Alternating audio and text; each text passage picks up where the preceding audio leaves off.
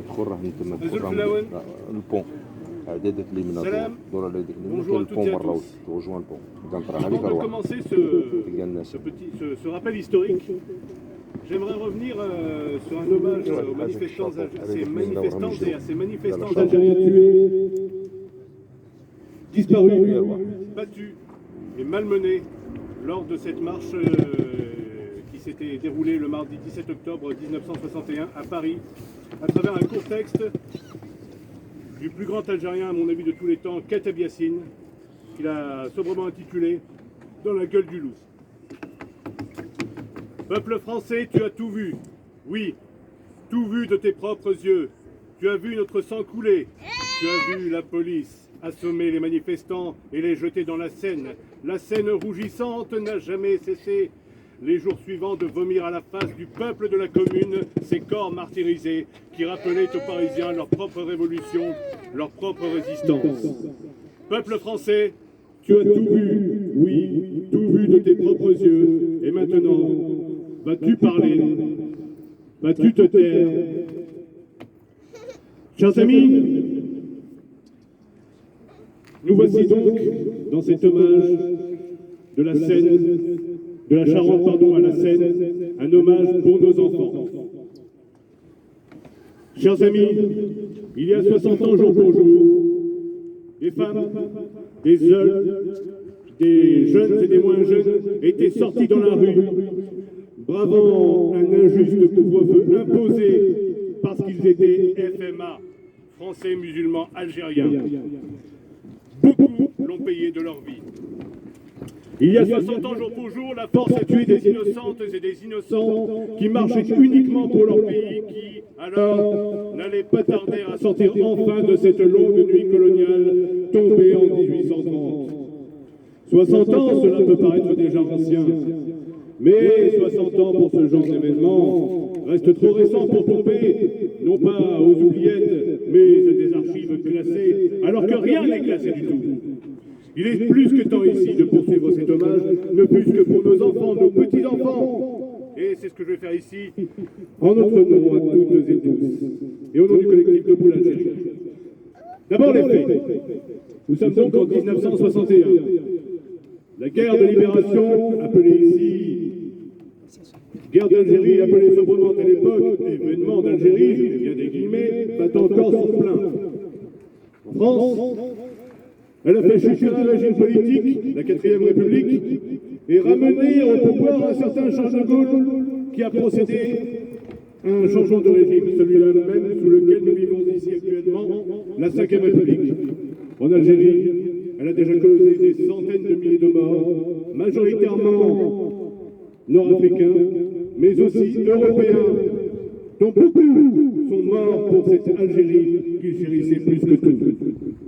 En France, l'immigration algérienne en cette année 1961 est déjà très importante.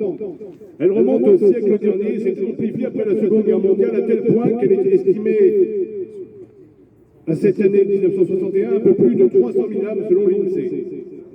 L'immense majorité de cette immigration est encadrée par la Fédération de France du FLN, qui a fait de la métropole la 7e wilaya ou zone de combat en plus des 6 que comptait le territoire algérien. Elle est regroupée dans la plupart des grandes villes, à commencer par Paris bien évidemment. Et c'est dans ce contexte si particulier qu'intervient le préfet de police de Paris, un certain Maurice Papon, de sinistre mémoire pour la communauté juive de France. Sa décision d'imposer un couvre-feu à partir de 19h à tous les Maghrébins, et en particulier ces FMA, ou Français de souche nord-africaine, comme on aimait à les appeler sobrement, les Algériens, n'est pas comprise. La Fédération de France du FLN a choisi cette date du 17 octobre pour une marche qui sera pacifique. Pacifique, c'est le MIA. Elle sera composée d'hommes, de femmes, d'enfants. Je ne reviens pas ici sur tous les détails organisationnels, mais oui, cette marche a eu lieu. Et elle a été sévèrement réprimée par les forces de l'ordre. Dans le sang et la mort. Outre les interpellations en nombre, n'oublions pas ces martyrs tabassés, tués, jetés dans la Seine.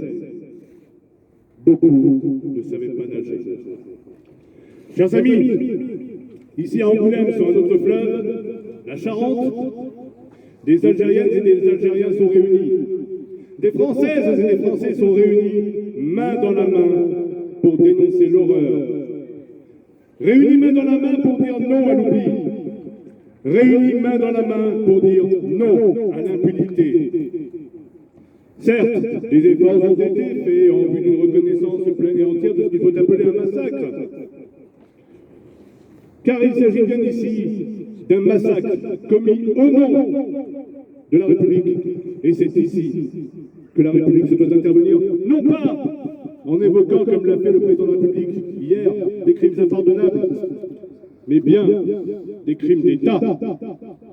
La République se doit de regarder une bonne fois pour toutes son passé avec lucidité, même si cette lucidité peut provoquer de l'urticaire chez certains nostalgiques de l'Algérie française qui vont jusqu'à nier l'existence même de ce pays avant 1830, stipulant que l'Algérie a été une création française, alors que l'Algérie est bel et bien l'héritière de ce royaume antique de Numidie centralisé autour de sa capitale, Sirta, l'actuelle Constantine, qui s'étendait de l'est du Maroc actuel jusqu'à la Tripolitaine et aux trois quarts de la Tunisie actuelle, et qui a connu son apogée au IIe siècle avant Jésus-Christ avec les règnes des Agalides, Massinissa et Jugurtha, alors que la Gaule elle-même n'était pas unifiée. Ce même Jugurtha qui a si vaillamment résisté au rouleau compresseur romain jusqu'à ce que son beau-père Bocchus, roi de Mauritanie, ne le trahisse et ne le fasse livrer à Rome.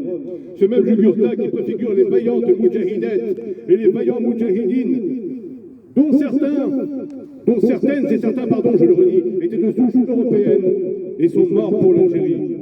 Maurice Audin, Fernand Yveton, l'aspirant Henri Maillot. À titre personnel, je voudrais rendre hommage à l'une de ces moudjahidettes que j'ai eu la chance de connaître il y a quelques années à Alger, qui nous a quittés le 21 avril dernier, la grande moudjahida Annie Steiner. Chers amis, ici même en France, en cette année 1961, en cette guerre de libération, les porteurs de valises françaises étaient nombreuses et nombreux. Celles et ceux qui menaient cette guerre de l'ombre pour aider le FLN historique. Et pour en revenir plus précisément au contexte français, pour en revenir plus précisément à la France, je vous invite à regarder ce drapeau unique, comme l'avait dit un jour le grand chanteur Idir, ce drapeau vert et blanc frappé du croissant et de l'étoile rouge. Son histoire reste malheureusement trop méconnue, et il faut pourtant qu'elle soit connue de part et d'autre de la Méditerranée. Sachez, une bonne fois pour toutes, sachez que ce drapeau a été cousu pour la première fois dans les années 30 du siècle passé à Paris par une femme, celle que l'immense journaliste Mohamed Benchikou a appelée dans son livre éponyme la parfumeuse Émilie Buscan, fille de la Lorraine française, fille de la France, non pas cette France coloniale, non pas cette France réactionnaire, non pas cette France nostalgique de l'Algérie de papa, non pas cette France zémourienne ou le péniste qui court de nauséabondes polémiques en nauséabondes polémiques, subant cela par une certaine France gouvernementale qui instrumentalise cette haine, mais la vraie France, celle des Lumières, celle du vivre ensemble, celle qui est, en toutes circonstances, aux côtés du peuple algérien. Émilie Buscan épouse de Messaïd Hadj, celui que le premier président tunisien, Habib Bourguiba, avait appelé le père du nationalisme algérien. Pourquoi, mes chers amis, pourquoi, à votre avis, ces travailleurs étaient-ils venus en masse reconstruire la France d'après-guerre? Avaient-ils de la rancœur, comme le prétendent certains? Cherchaient-ils à préparer un pseudo-grand remplacement, comme nous le frémissent certains commentateurs, d'une pseudo-chaîne d'information classée à l'extrême droite?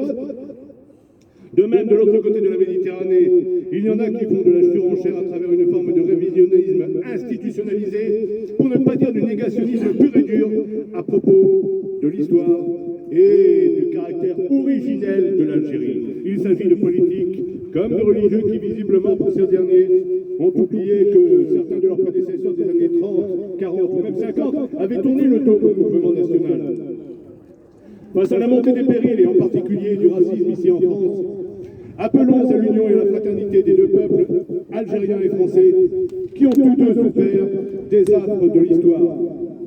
Chers amis, en ce 17 octobre 2021, à l'occasion de cet hommage de la Charente à la Seine, nous, toutes et tous, ne pouvons oublier ce que fut ce terrible massacre et combien il concerne nos deux pays, combien il concerne leur histoire commune.